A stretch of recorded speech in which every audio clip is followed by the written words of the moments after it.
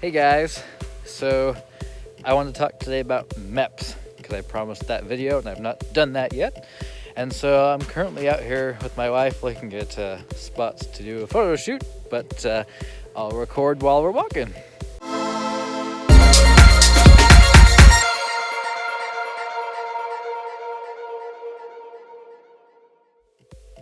So as many of you know, MEPS stands for the Military Entrance Processing Station, and their purpose and job is to make sure that all of the potential military recruits are physically fit and able to join the military.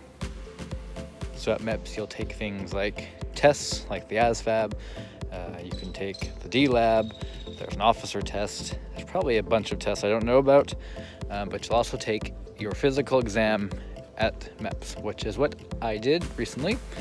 So for most people, you go to MEPS at 6 a.m. and a lot of times you stay at a hotel overnight, really close to MEPS, and you stay there overnight and you eat breakfast there in the morning at like 4 a.m. after they wake you up, and then they drive you in a big bus over to MEPS and you have to be there by 6 a.m. because that's when the doors open. In my case, I drove there, and so I still got there at 6 a.m. But I didn't go on the bus. I wasn't in a hotel. I lived close enough that I just slept in my house, woke up 4 a.m. and drove downtown to Sacramento, and got there at 6 a.m. We're sitting in the car, right? And we're just chilling because there's no one outside, and the bus shows up. So I get out of the car because I don't want to be like last in line, you know? And as soon as I get out of the car and walk over there, some guy walks out of MEPS, and he's just like, "Everyone line up, rows of 5, no talking, grab a bin, put all your stuff in it.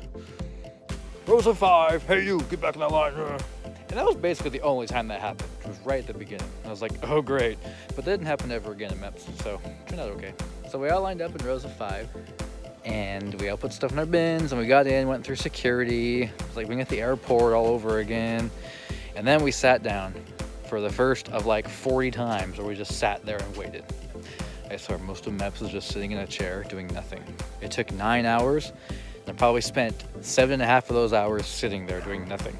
So after checking in all of that, the first series of tests is going to be your eyes, your ears, how well can you see? It's like going to the eye doctor again. How well can you hear things? And that part was pretty cool because they put you in a soundproof room, which I don't know if you've ever been in a soundproof room, but it's weird. You can't hear anything.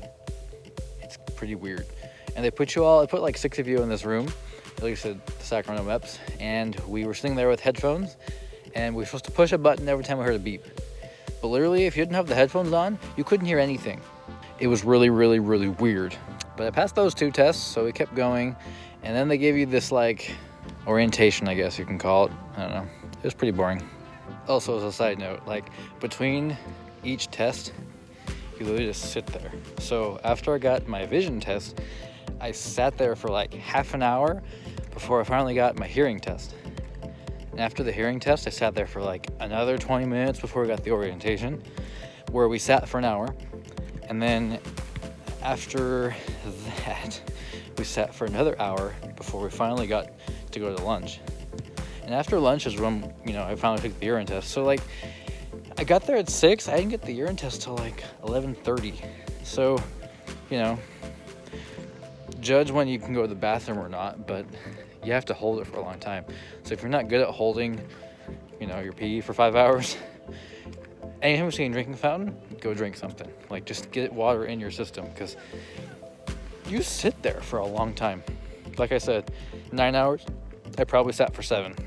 And then came some more fun parts. So we have to do a urine test, make you pee in a cup, and they actually tell you, I guess in the hotel as well, but your recruiter should tell you that before you go to MEPS, you should drink a ton of water, and then don't go to the bathroom the morning you go to MEPS. You need to try to hold it as long as you can, because if you don't pee in a cup by a certain time, you actually get disqualified and they kick you out, and you have to go back later, and sometimes you have to go back a lot later.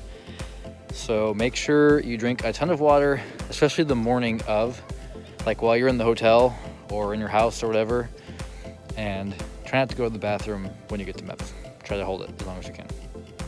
Also, in this section, while you're getting your pee test, your urine test done, and all that good stuff, you have to go talk to the doctor. There's like an interview, and I'm sure your recruiter will have talked to you about this already, but they ask you questions like, when's the last time you smoked marijuana? Do you have any suicidal thoughts?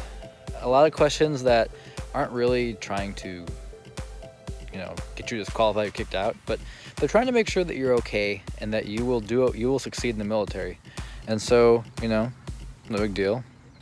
You'll probably get the interview while you're in recruiting, so just do the interview. After your urine test is done, you've gotten the interview, and you've done all the hearing and seeing and all that, you're on to what they call the physical exam, but I feel like the whole thing is a physical exam. So it's basically how would you say it? It's like measuring your flexibility, measuring how well your fingers and toes work. That's the part where you get down in your underwear and you're doing all these weird exercises like the duck walk and seeing how much you can flex all your muscles.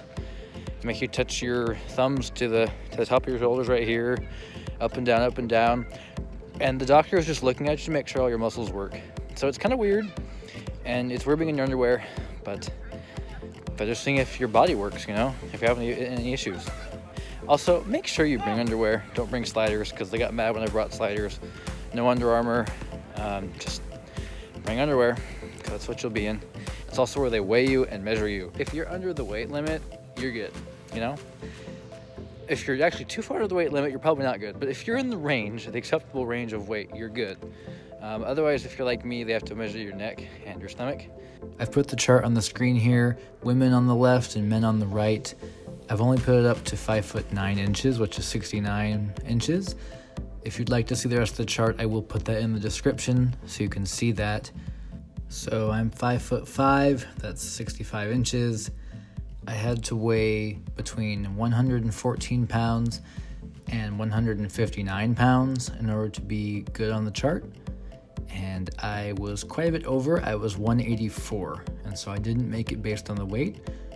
And so they had to measure my neck and my stomach. I had to be under a 27% body fat in order to pass, and unfortunately I did not pass that. They weighed me at 27.6% body fat, so I didn't pass that part. If you're like me, they have to measure your neck and your stomach. And there are tricks to this, You can try to shrug your shoulders a little bit, but in my case, they actually pushed my neck up when I did that, so don't make it look exaggerated. And you can also, suck your gut in, which I did, but they still got me at too big of a gut. So it didn't work for me, but you can try that. Otherwise, I'd probably just make sure you're in the weight range so that you don't have to go through that. Also, just be aware that part of the physical exam, they check everything. So you'll be butt naked, and they're going to be checking everything from your rectal cavity to your genitals, just to make sure that you're all good. It's a very thorough physical exam. And if you're an athlete, you've had this done before. Like, nothing new, but yeah, it's going to be very, very thorough. Not just all your muscles and everything, but literally every inch of you. And then we're checking for scars, and then we're checking for tattoos. So just be ready for that. Don't be weirded out. Don't be surprised. They're investing a lot of money in you.